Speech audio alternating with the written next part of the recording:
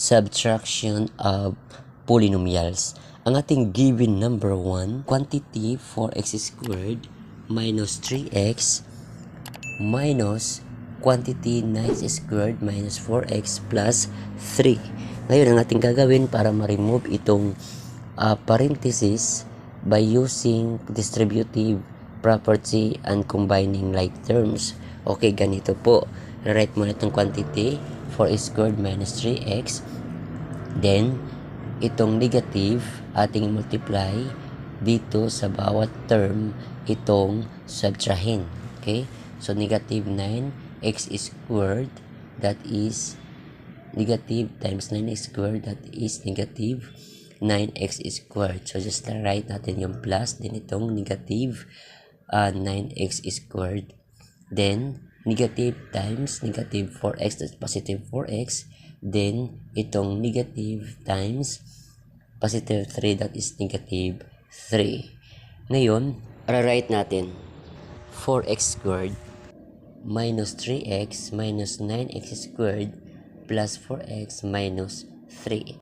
Ngayon, ating ipagsama ang like term or magkaparehas ang kanilang variable or exponents. Lagyan natin sila sa parenthesis. Okay, ganito po.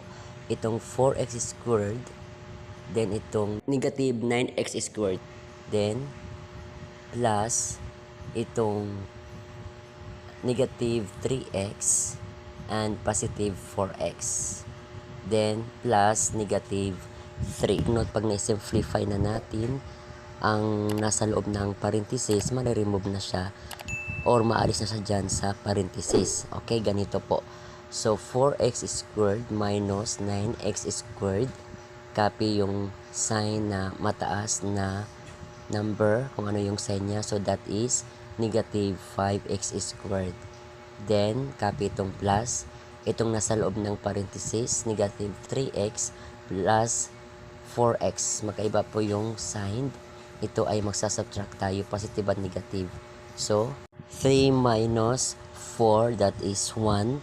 Ngayon, copy na lang natin yung common na variable na x. So, ang sign dito ay positive. Okay, that is positive or plus x. Then, itong positive times negative 3. Magkaiba yung sign. Ito ay negative. Okay, that is negative 3. So, therefore, ito ang ating final answer. Negative 5x squared plus x minus 3. Yan po, Kamat Like TV. Next, number 2. It's your turn. Comment your answer.